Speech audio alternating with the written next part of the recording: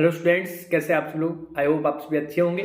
आप सभी का स्वागत है मेरे channel helping hand to medicos पर। तो आज के इस वीडियो में हम बात करेंगे डिफेंस कोटा जो होता है नीट में। आप सभी को पता होगा, अगर आपको नहीं पता मैं आपको बता दूं कि नीट में डिफेंस कोटा होता है जिससे कि लो नीट स्कोर पे एमबीबीएस का कॉलेज मिल जाता है आपको। एमबीबीएस का या फिर बीडीएस का आप बोल सकते हो, तो उसका कॉलेज आपको मिल जाता है लो नीट स्कोर पे। तो अगर आप नीट 2025 में डिफेंस कोटा अप्लाई करना चाहते हो तो आपके लिए ये वीडियो बहुत ही इंपॉर्टेंट है। तो इसमें मैं आपको बताऊंगा कि आप कौन सी प्रायोरिटी से बिलोंग करते हो। तो डिफेंस कोटा में अप्लाई करने के लिए ये आपको पता होना चाहिए कि आप कौन सी प्रायोरिटी से बिलोंग करते हो। अलग अलग प्रायोरिटीज होती है, उनके हिसाब से आपको सीट मिलती है। तो हम स्टार्ट करते हैं कि आप कौन सी प्रायोरिटी से बिलोंग करते हो। वो आपको पता चल जाएगा, पूरा वीडियो को देखना आप, तो आपको पता चल जाएगा कि आप कौन सी प्रायोरिटी से बिलोंग करते हो।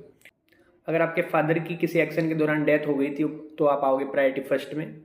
इसके बाद हम बात करेंगे प्रायोरिटी सेकंड की, wards of disable in action and boarded out from service. अगर वो किसी एक्शन में, किसी वॉर में डिसेबल हो गए थे, उनको सर्विस से बाहर कर दिया गया था, तो आप प्रायोरिटी सेकंड में आओगे। इसके बाद हम बात करेंगे प्रायोरिटी थर्ड की, widows ward of defence personal who died while in service with death attributable to military service. जिनकी डेथ हो गई थी मिलिट्री सर्विस के दौरान, वो आएंगे प्रायोरिटी थर्ड में। लेकिन आपको यहाँ पे एक चीज़ पता होना चाहिए कि प्रायोरिटी थर्ड में वो बच्चे आएंगे जिनके फादर की डेथ मिलिट्री सर्विस के दौरान हुई थी, और डेथ का रीज़न क्या था, नेचुरल रीज़न नहीं था। डेथ का रीज़न मिलिट्री सर्विस थी, ना कि कोई नेचुरल रीज़न। जैसे कि उनकी कोई डिजीज़ थी, अगर उनकी उसकी वजह से अगर डेथ हुई थी तो आप प्रायोरिटी थर्ड में नहीं आओगे, आप किसी भी प्रायोरिटी में नहीं आओगे, और आप इसका बेनिफिट नहीं उठा पाओगे डिफेंस कोटा का नीट में। तो अगर आपके फादर की डेथ का रीज़न मिलिट्री सर्विस थी तो आप प्रायोरिटी थर्ड में आओगे। इसके बाद हम बात करेंगे priority four, ward of disable in service and boarded out with disability attributable to military service. अगर वो मिलिट्री सर्विस के दौरान डिसेबल हो गए थे और उनको बाहर कर दिया गया था, तो आएंगे प्रायोरिटी फोर में।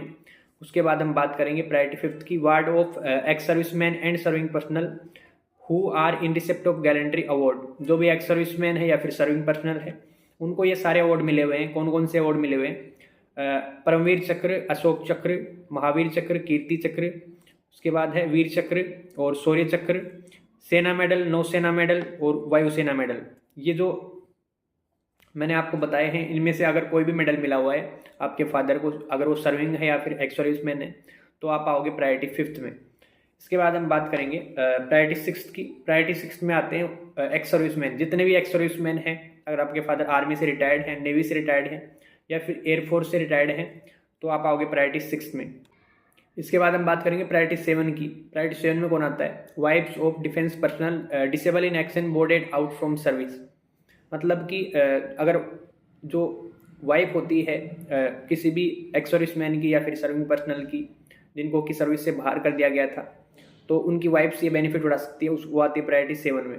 Defence personnel disabled in action and boarded out with disability attributable to military service. और डिफेंस पर्सनल जिनको कि मिलिट्री सर्विस से बाहर कर दिया गया था, वो डिसेबल हो गए थे, वो आते हैं। Ex serviceman serving personal who are in receipt gallantry award, जिनको गैलेंट्री अवार्ड मिला हुआ है, एक्स सर्विसमैन हो या फिर सर्विंग पर्सनल हो, उनकी वाइफ्स।